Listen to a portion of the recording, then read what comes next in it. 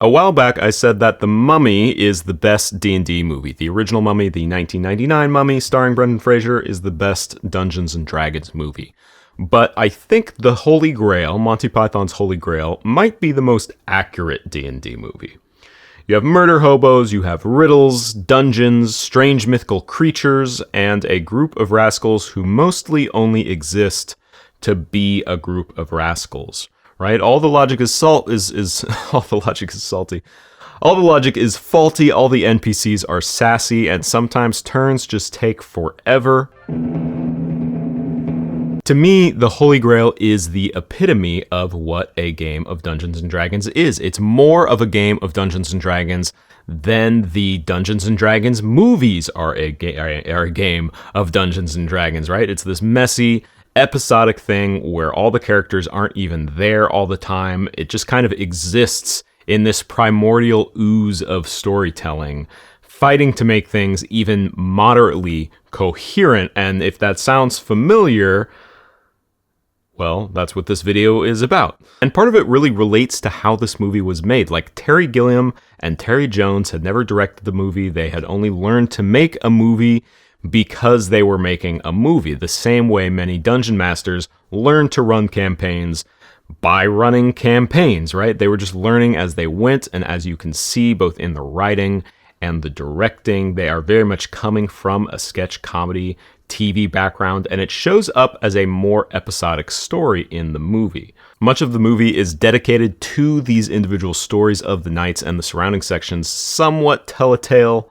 But there's still just individual moments, like they're trying to go find the Holy Grail, they're being told to go find the Holy Grail, but the times where they go find the Holy Grail right towards the end of the movie, they're still pretty episodic. And this is extremely similar to what I see in a lot of campaigns of new Dungeon Masters. There are episodes of various events, and the overall plot is relatively loose, or they are jumping from module to module maybe as their players level.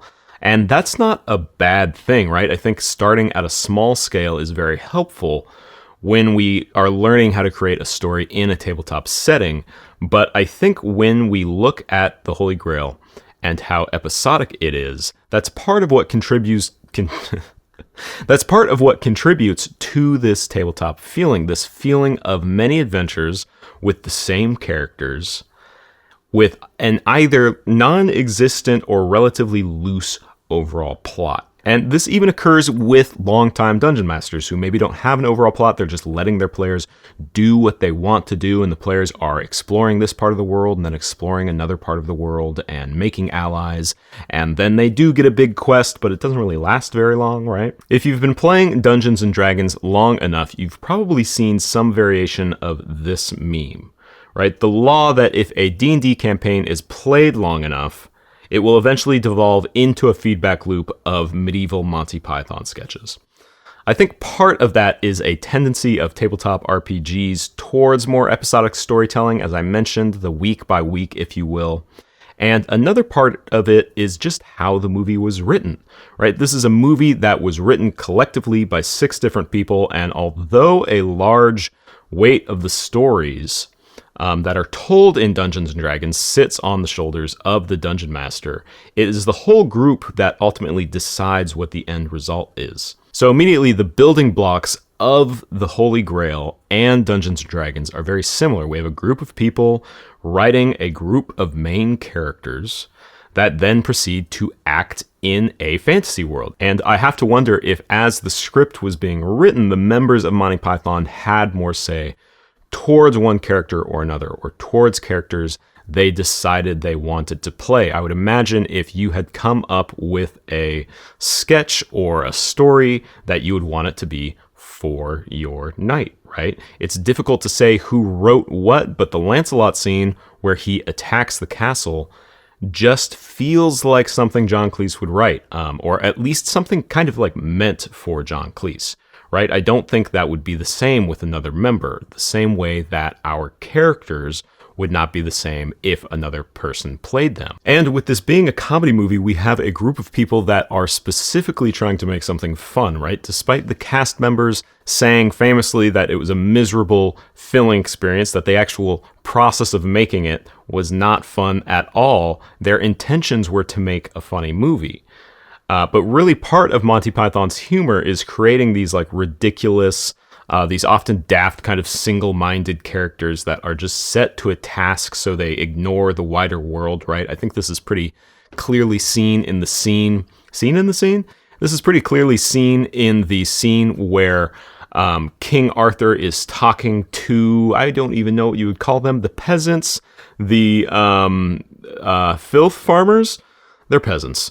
And he is kind of shocked that they don't know about him and that they don't know how the world works, right?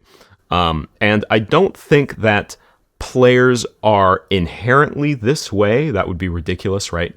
But I do think we often find ourselves acting in that way because this is just where the dice lead us. We have these heroics, and then we have these utter ridiculous failures, right? We fail an insight check and are fooled by something obvious, right? We lie about a witch, and our lies are immediately seen through. In both cases, we have people that are largely trying to make something fun, right? Make a fun story, have a good time, and they're falling into these ridiculous scenarios that they are often kind of made a fool of in. And they're collectively writing in extremely similar story settings, right? The medieval fantasy episodic story setting. And so, of course, we're going to find some convergence of these two things, of Dungeons and Dragons and or the stories told in Dungeons and Dragons and the stories told in Monty Python's The Holy Grail. And that main convergence is the dedication of a small, ridiculous group of adventurers, right, heading towards a singular goal. And it's in that adventure that the Holy Grail and Dungeons and Dragons continue to converge, because challenges must be faced, right? We must find conflict, sometimes conflict that's not necessarily there. We must find these battles and this treasure, and we must do it in the most idiotic way possible. And when all of this is done in a episodic framing, written by a group, acted by a group of people intentionally trying to have fun, these common aspects really reflect one another. And so people, they make this meme, right, and they joke about Monty Python being a Dungeons and Dragons campaign. But I think much like Monty Python's comedy, there is a truth in the matter. If we input enough of the same qualities into different but similar systems, eventually those two systems converge, and we see them as reflections of one another. And that is what I think we're seeing in this movie. So hopefully you enjoyed this video. This one was a little different. It was just something I was thinking about. I watched Monty Python's Holy Grail because it's the 50th anniversary, or it was on the 27th of April. This is probably coming out way too late for that to necessarily be relative.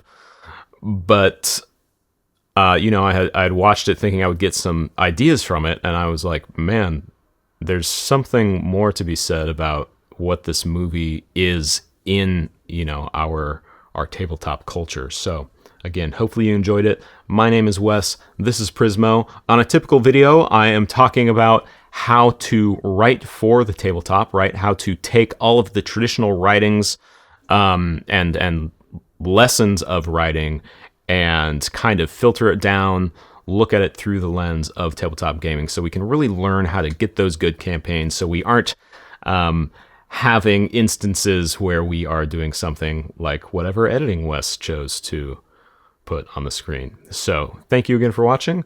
Probably the third time I've thanked you, but I do appreciate when people stay towards the end. And I will hopefully see you next time.